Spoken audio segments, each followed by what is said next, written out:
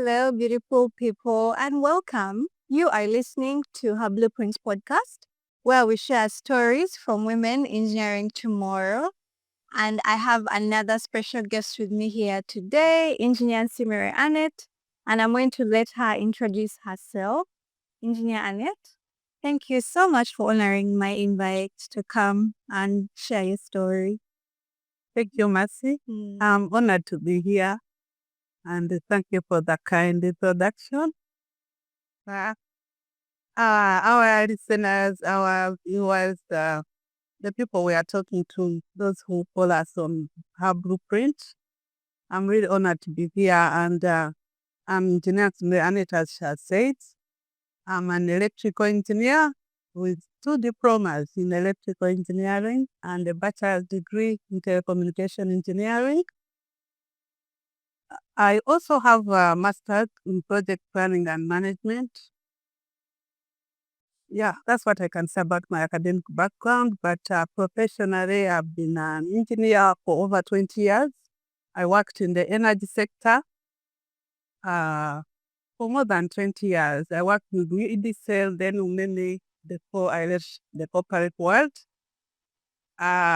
But in addition to that, as an engineer, I was not only doing technical work, I also lectured in University, Uganda Technical and Management University for 4 years, from 2014 to 2018.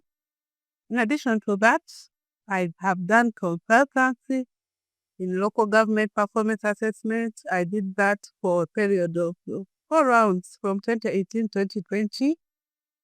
I currently do consultancy. I'm a consultant and a trainer.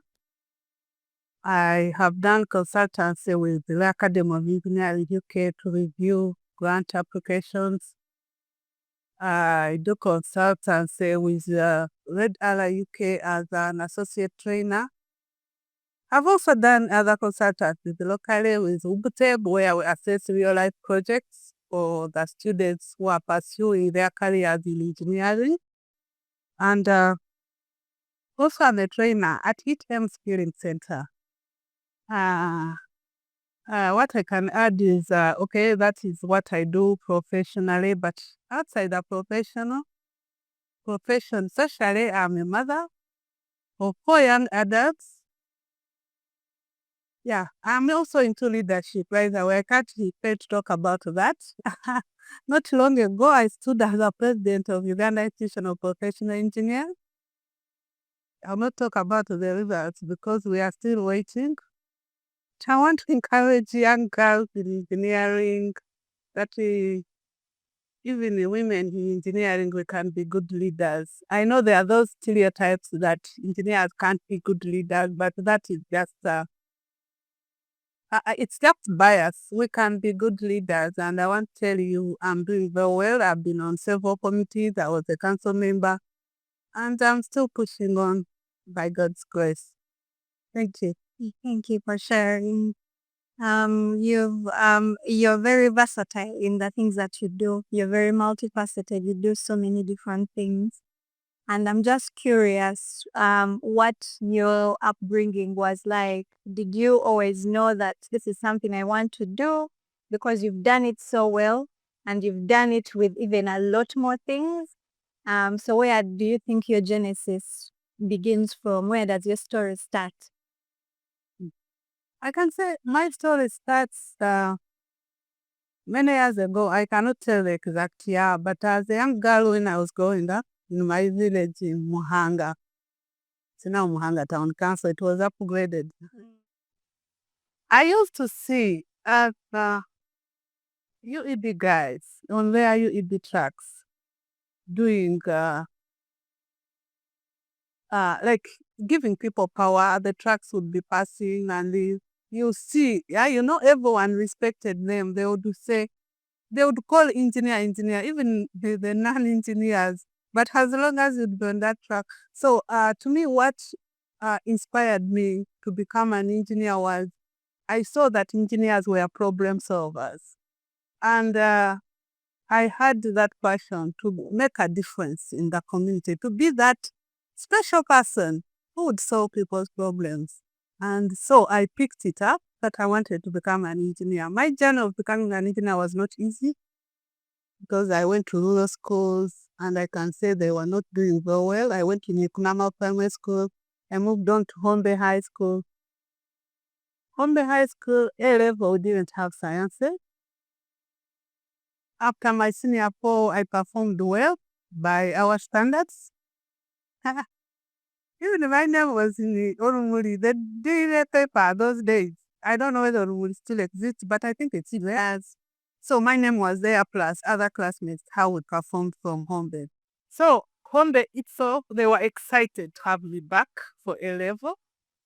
My parents picked the admission. They were all excited, but they had given me head as my combination. And my best subject was math. So I was between a rock and a hard place. At that time, I didn't know what to say. I didn't know what to do. My parents didn't know much about combinations and they wanted me to go back to Hombe. But I didn't want because I wanted to do engineering. To me, I decided I chose that course when I was still in primary, just because I saw engineers solving problems in the community. So I wanted to be an engineer. So I made a very bold step. I left home without telling my dad exactly what I was going to do. Even my mom, I could not explain to them, but I just told them I wanted to go back to Hombe to finalize a few things before I go back for A level. I went to the school and told them, give me a recommendation. I don't want to come back because they didn't have sciences at A level. I want to go back to another school. They conditioned me that if we give you, before we give you the recommendation, bring back the admission. And I told them, now if I bring back the recommendation, then what if I fail? They were like, when you fail, don't come back here. So they also gave me their conditions. And I went St. Mary's College in Sholoza. I met the headmaster without a recommendation and told him I'm looking for a vacancy for senior 5. All around, the headmaster listened to my story. He asked me for a recommendation. I told him the truth that I don't have it. And he said, it's okay. If what you have told me is true, return the admission and they give you a recommendation. I went home. I couldn't tell my dad I'm changing school. Remember, I haven't succeeded. So I stole the admission from home and took it to home and told them, here is the admission. By the way, since that day, I've never gone back, but I am planning to go back soon because somehow I did like how they treated me, but I've now decided it's not about them, but it's about the young girls who are going through similar situations. Actually, I would be very happy to go back and talk to the young girls that, look, no one should condition you to do what you don't want. Do what you want, something that inspires you.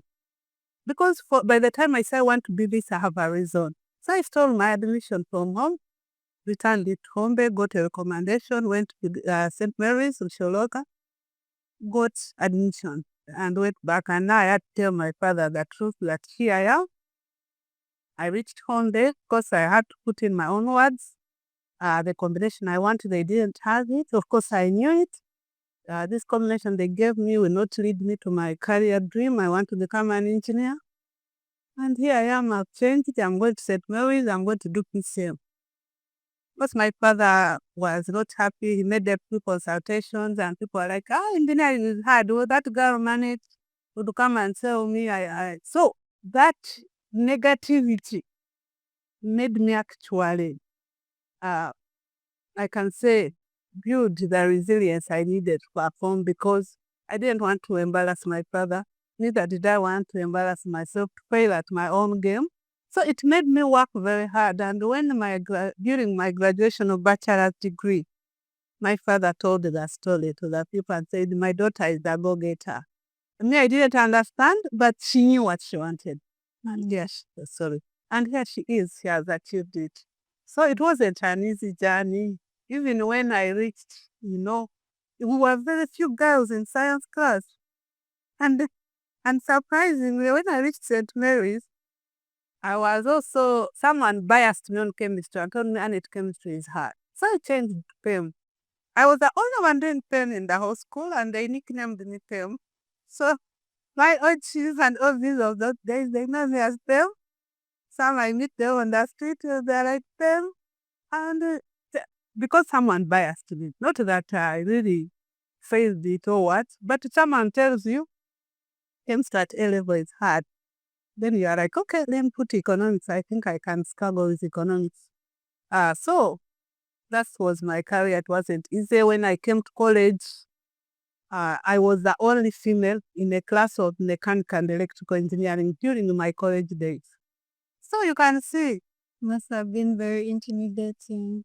no, it was partly, but it was very interesting. You know, you have the attention of all the boys.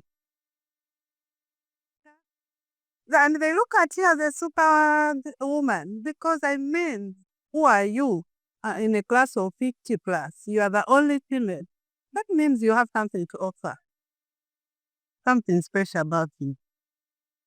Yeah, I know you mentioned also that you had done that you started maybe with a diploma and then you did more and more. And I'm honestly very inspired by your go-getter spirit, and I hope it also inspires someone out there. Share a bit more about that journey and how you made that and how you kept making the decisions to keep studying more, keep doing more and more. Yeah. Like I said, I wanted to become an engineer. After my diploma, of course, I was far from my goal. So I knew I have to upgrade. Uh, so what I did after my diploma, I went back to Chambogo. By then it was Polytechnic. And because I first did it, and they used to call it ordinary diploma. Nowadays they call them national diplomas. Ours were called ordinary diplomas. So I finished my ordinary diploma. Uh, that was way back, by the way, in 1996. And I went back to Chambogo in 1999 because they used to tell us after 2 years, that's when you can go to upgrade. I went back to Chambogo in 1999 and did a higher diploma in electrical engineering. After the higher diploma, of course, I would have loved to join like a university and do a bachelor straight. But nowadays things were tight. Mackay was the only university, and they would only take those super performers for on diploma entry. Unfortunately, I wasn't among the super performers, but I was also there performing. So I went to Chambogo. I did a higher diploma in electrical. After my higher diploma, fortunately, Chambogo also became a university. So it opened a chance for many of us who wanted to upgrade and become engineers. So I went back to the bachelor's in 2006. I would have gone earlier, but in between, after my diploma, I decided to get married. So at that time, of course, I had to balance. I have maybe babies, what, and you look for an opportune time when you can go back. Even when I started working, I was working up country. I was in Lugazi, and I had to commute every day from Kampala to Lugazi. So when I came, now when Umene took over and I was now in Irugogo industrial area, I got an opportunity to go back and do a bachelor's. That's when I joined Chambogo and did a bachelor's in telecommunications engineering. At that time when I went for telecom, actually the telecom industry was new in Uganda and it was booming. And everyone was like, this is the way to go. But also I had not yet achieved my dream, by the way. I told you my father told me the story after my bachelor's. I was still on the journey to achieving my degree to becoming an engineer. So I could not rest until I achieved my goal. So I finished my bachelor's in 2008, 2009 I graduated. And I continued, by the way. Now I'm a registered engineer and I'm so proud to be called Engineer Annet. Because I really worked for it. You can imagine since when I was in primary. I'm even blessed that God gave me a chance to live and see my dream come true. So it has been a journey. But it's a journey which I think if you are focused, you can achieve, you can complete. Because, of course, if I had stopped at a diploma or a higher diploma level, probably I would not be here saying, guys, I wanted to become an engineer. Maybe I would. I'm not discouraging someone with a diploma or higher diploma to be proud of their profession. It's a privilege that some of us have done engineering from first principles. That's something I'm proud about. And I would want to encourage, okay, if you have done your diploma, still keep that anger to continue pursuing your career and even reach a PhD level. There are some ladies I know uh, who was, some lady was doing craft in sharing with me when I was doing a diploma. She was doing craft in electrical. And I think she was also the only lady in electrical class, but craft. And she now has a bachelor's degree. I think even she has a master's. She's a manager somewhere. So you can still achieve even with a certificate. You can still continue. So my advice would be, okay, it's a privilege. You have done engineering from first principles and you can do all the technical work. But add on also to have a bachelor's degree, even a master's or even a PhD. Yes. After you said after your diploma, you got married and maybe had some children. And sometimes people think because engineering is such a demanding field, or at least they make the excuse that, oh, if you want to be a mother, then they'll discourage you from doing certain professions. And how have you been able to balance your family and then work and you're so successful and you're so good at it? How have you been able to juggle those different balls to keep on top of everything? Thank you, Mercy. And thank you for saying I'm successful. I always say I'm successful, by the way, because I know success is subjective, but if you have achieved your goals in life, your expectations, then you are successful. So I can say how have I managed has not been easy. If I may say, at one time I had 4 full-time jobs. Wow. Are you surprised? Yes. It's overwhelming. I was a full-time mother, a full-time wife, a full-time student, and a full-time employee. And we also maybe about 4 part-time jobs. Why do I say they were full-time? As a mother, I have 4 children, and I didn't want my children to go like into boarding primary. Every day I had to take my children to school and pick them back in the evening. It's a full-time job. I was a student. I told you I went back to school in 2006 to do a bachelor's degree. In 2006, when I went back, I had 3 children by then. I gave birth to my firstborn uh, eh, on a Saturday, and on a Monday I had a paper. 2 days to the exam. I gave birth. And on Saturday I gave birth. Sunday I was discharged from the hospital. Monday I drove myself to Chambob and sat a paper. So you can see there have been full-time jobs. They have. And I am a student, I'm working. So it takes, I think, a lot of courage. It takes a lot of commitment, but a lot of focus. Because all the jobs demand your attention, demand your time. So I know it's a big challenge for women. And many girls will tell you, I want first to do a PhD before I get married. But me, I tell the young girls, I think women, we are special in a way that we are able to multitask the way I think men cannot. And that makes us actually better fits for some of these engineering careers because we are problem solvers. I cannot even tell you how I did it, but it was God's grace. But was also having a strong social system. When you are doing such things, you have to go to school, you have to take children to school, you have to go to work.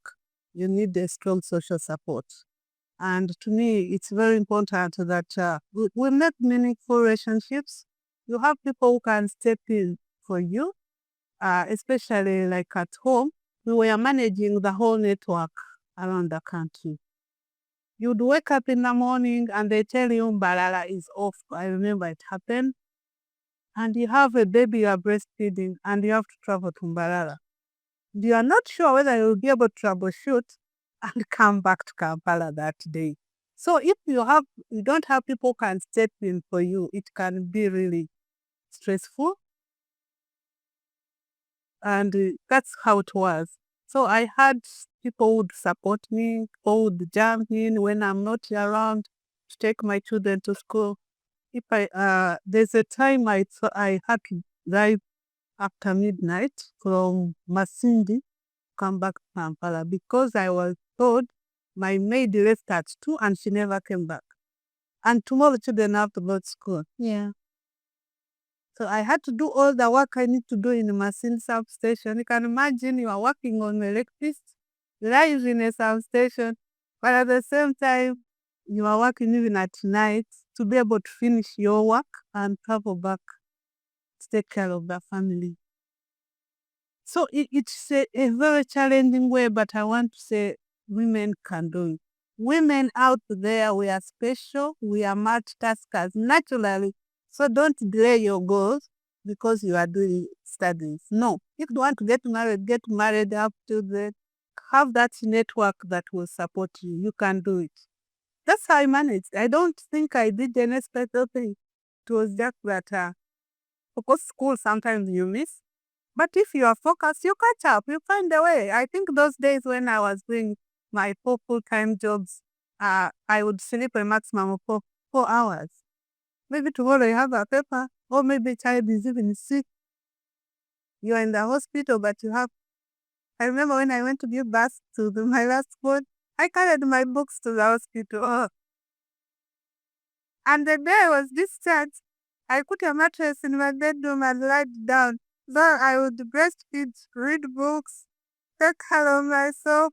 You are doing exams, you have just given back. And I did it all. I never got any retake in my academic, in my studies, not even at ordinary level, not even higher diploma, not even at a bachelor. Even with all that happening, to me, I never saw them as challenges, by the way. It was part of the things I have to do. I mean, you have to do everything at its own time. And to me, I think you should not delay getting married because you have to study. You should not delay getting a job because you have a young family. Find how you can work. That's why for me as a woman in engineering, I advocate for flexible working systems that women would have that uh, chance to work and also be able to take care of their families. Yes, because we don't go to school just sit home and babysit. We go to school to make a difference in this country.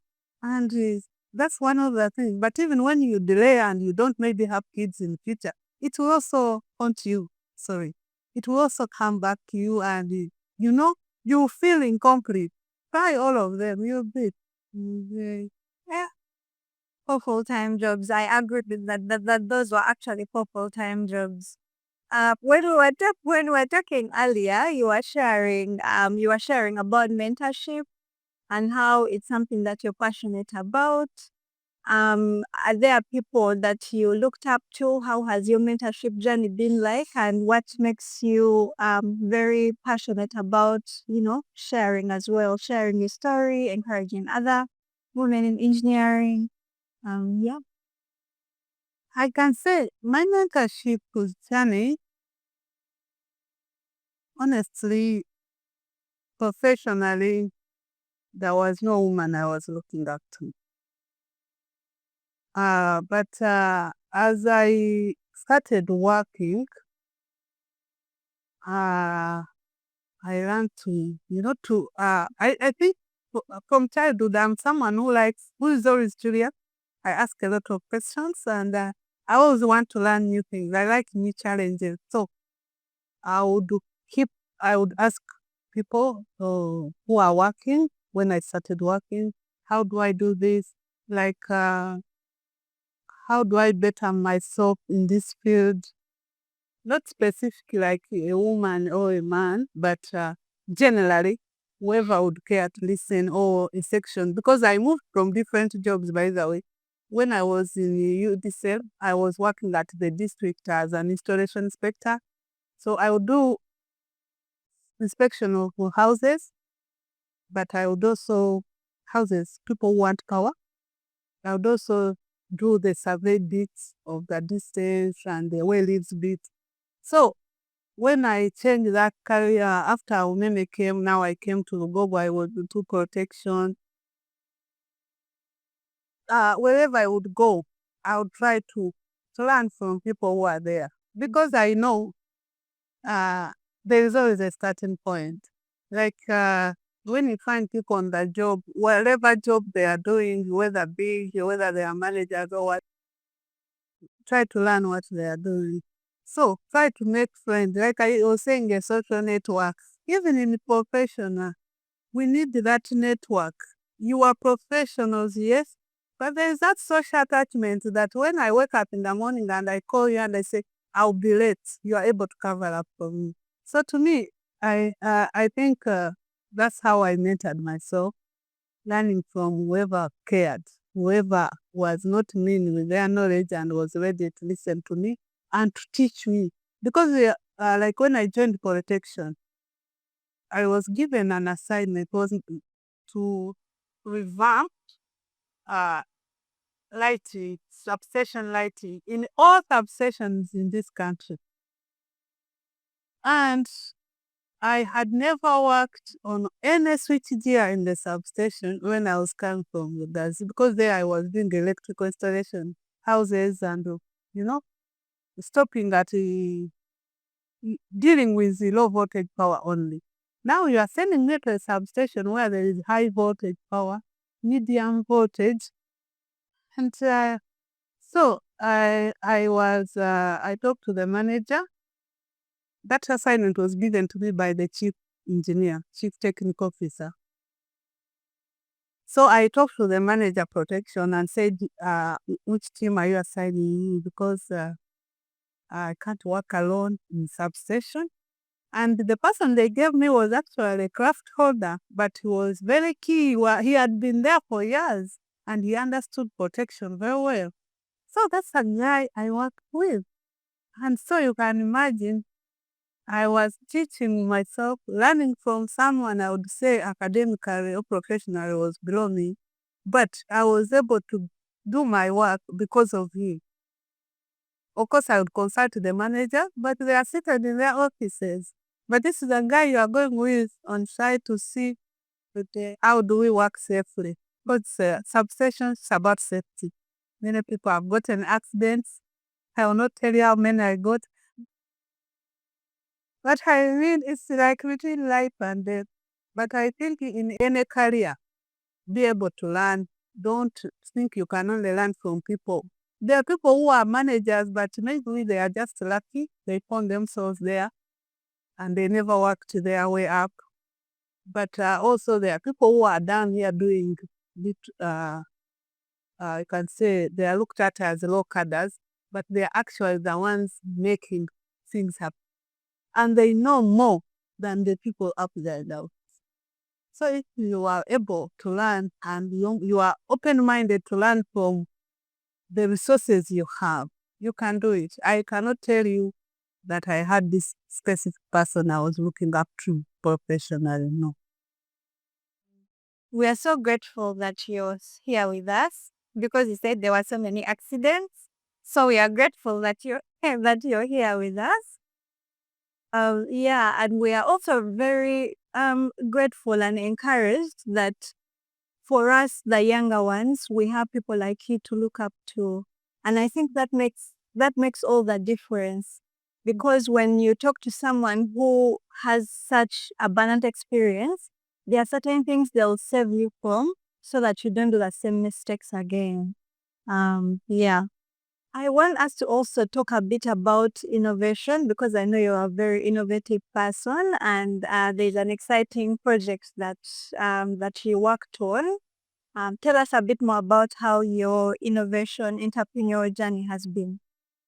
Thanks for the kind words again. When you give me those titles that an innovator, I'm innovating, I feel encouraged and proud. What I can say is, in terms of innovation, uh, like I said, engineers, we are problem solvers. And so we should always look out for the problems our communities face. One of the, like now I told you I'm a trainer with Red UK. When actually I did the training with Red UK, it was 2020. No, the first training was 2021. But before I did that training, when I was doing the local government performance assessment in West Nile. We were in Bidbidi. Bidbidi was part of the area because Bidbidi is in Yumbe district. So I had gone there to assess Yumbe district and other surrounding districts. A friend of mine who was working with the Norwegian Refugee Council told me, Annette, don't leave West Nile without cooking oil. And I was like, what is special about cooking oil in this? The cooking oil from this place. He told me refugees sell very nice cooking oil at very cheap prices. So uh, I spent a weekend because we accessed Obongi, then we came and slept in Yumbe. So that weekend I was in Obongi and I used that chance to find out why refugees are actually selling the cooking oil they get. So I moved around town. I met a few of them. Unfortunately, I did not even buy the oil because I'm not someone who uses oil so much. So I walked in town. I met some refugees. I talked to them. I asked them, why are they selling? They were like, you see, we get oil, but we don't have fire. So me as an electrical engineer, I was like, yeah, if you give someone food, you don't give them fire, are they going to drink the cooking oil? So that intrigued me to when now I came back. Actually, I came back and within I think 1 month we were doing the course of humanitarian engineering. And when we were doing the course of humanitarian engineering, we focus on people in a crisis.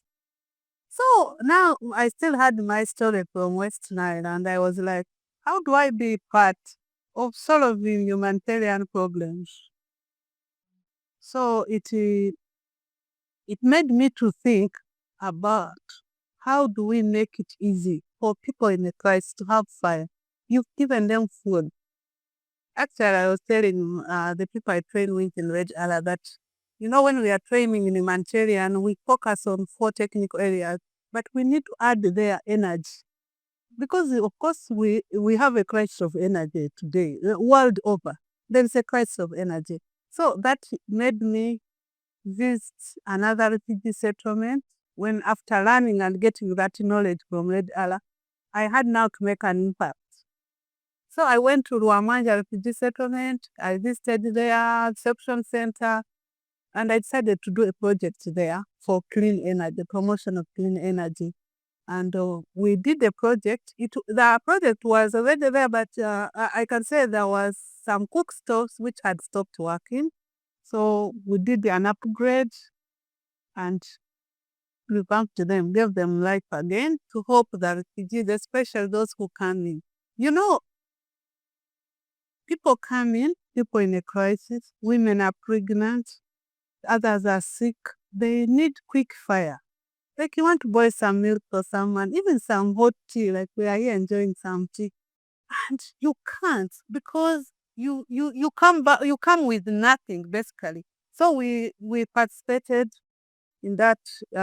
We put an energy stove. It uses logs, which have less greenhouse gas emissions. And to me, if such a project could be scaled up, and so that this problem of energy we face today can be reduced. So I want to thank you for recognizing my efforts. I was also very happy. It was very fulfilling to my heart because even after that project, a team went there and they interviewed people at the reception center. They were very excited and happy. That immediately I left, two mothers gave birth, and they enjoyed the facility. So I give glory to God. Yes. Thank you for sharing.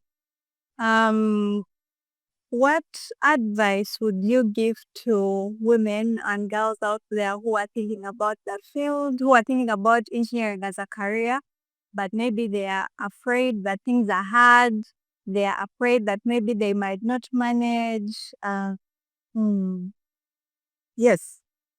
Thank you so much. What I know is that there is a lot of stereotype and social bias.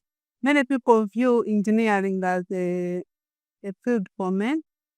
Women should not be doing engineering. Recently, there's a girl, she's in first year electrical engineering in Makerere University. When she was admitted at Makerere for engineering, she gave me a call that someone gave her my phone, and she was feeling sad that she has been taken for electrical engineering, yet electrical work is about grinding poles. I laughed and told her I was even in UMEM. I don't remember how many times I climbed poles. So who is telling you that? So there is a lot of that stereotype. But I want to encourage you, the young girls, that like I shared my experience and I've told you we are multitaskers. We have diverse ideas. We are special. With what men can do, we can even do it better. So let no one discourage you. Let no one tell you that engineering is for men. Engineering, actually, women who have done it, they have done it better. I can say we are doing great. Mm. But what you need is build your confidence, believe in yourself. Because if you don't believe in yourself, no one will believe in you. But I also want to say I'm advising the young girls take on those careers, to know their passion, their skills, and take on those careers. But allow me also to tell our government and Minister of Education to do something. I think that the main problem we have here is the lack of career guidance in schools. Because this girl after 8-6, she wouldn't be asking me, but she's scared of going to do engineering at Makerere University. The school should have told her everything. Because I believe we all know, all the school administrators know, that there is no course for men. Women and men can do the same courses. But we also know that our background, our foundations are not firm enough to give us or to help us discover our skills. For example, I would want, like the Minister of Education, to think about having maker spaces in primary schools where young people, boys and girls, go and try out things on their own and be able to know, oh, I'm good at making a tablecloth. I'm good at using a computer. It could be maker spaces with high technology, even a low technology. Me, when I was young, we used to do handwork. And you would know that I can make a mat or I can make a basket. Those are the materials we had which were available. And the boys could know that they can actually be good carpenters. People used to make these pounding things with their, they call them what? They call them a shogoro in our language, or vechinu in Uganda. What is it called in English? Where they pound like nuts, marlish, up on mortar. Yes. So each person, whether boy or girl, you'd make what you want, and you would be able to gauge your skill. You'd be able. But these days, schools have run out from that. So people cannot even know that I can be a good carpenter, I can be a good builder, because you have not tried out your skills. So you don't know. You reach a university level and people are doing courses by default. Not that is your not that is your passion, but it's by default. Because you are good in math, engineering, you are good in biology, medicine, but do you have the passion for that? Is it within your preference?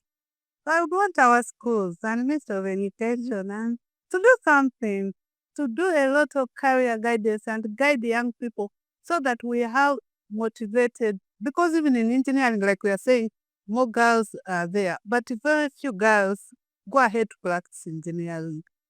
They join that field, they study at the university, they divert to other sectors, other fields.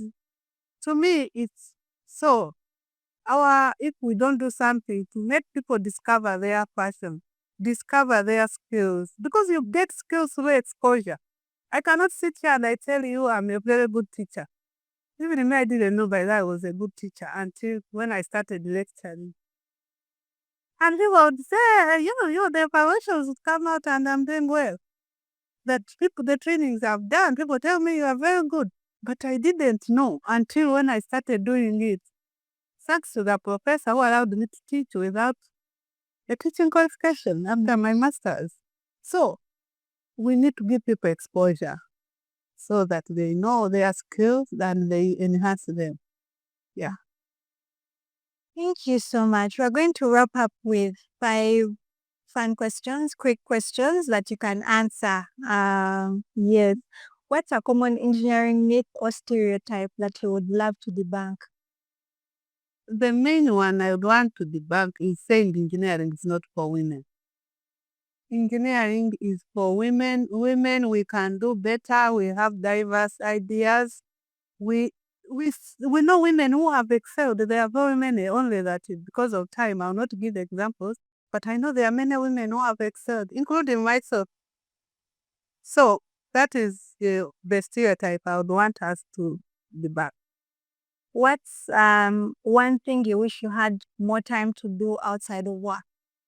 One thing I wish I had more time to do outside my work is promoting positive change and justice.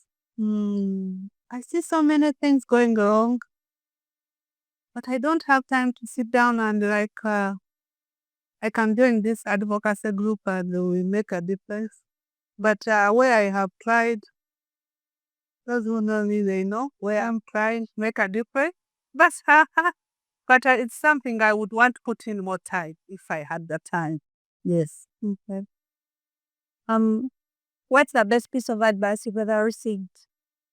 Yeah, the best piece of advice I've ever received from my friend was, don't give your haters an easy win. There's a time I was against the wall. My boss was putting me against the wall, and I was like, I'm going to resign. So when I called a friend and said, I'm resigning, they're like, Annette, what's wrong? Resigning for what? ABCD said, don't give him an easy win. So that was the best advice. Okay. What's your favorite way to unwind after a long day? Taking a cup of tea like this one in my bedroom alone and listening to music. It's the best way I like. Okay. What's your go-to song when you're trying to write a report Go-to song. to listen to when you're I like listening to music. But whenever I'm doing something, it will depend. Most reports, I can listen to country music. Some things, when I'm doing certain things, I listen to gospel music. So it depends on the mood. But my favorite music is gospel and country music. Thank you so much again for sharing with us. And I hope that there are so many girls out there that have picked something from this conversation. But thank you so much. I really appreciate that you honored the invite. And my sincere apologies again for coming late. It's okay. Yeah. And I really want also to appreciate you. To me, every opportunity I get to talk to someone, it gets me closer to my goal of making a difference and creating positive mindset and change in this country. Because I know there are many people out there who have no people to talk to, but there are also not very many people who have been invited like me. To say that I was a special guest, I look at it as being special. And I can say it's a privilege, it's an honor, and I want to thank you for raising the flag of women. Thank you so much. Thank you for listening, and until next time, bye bye. Bye.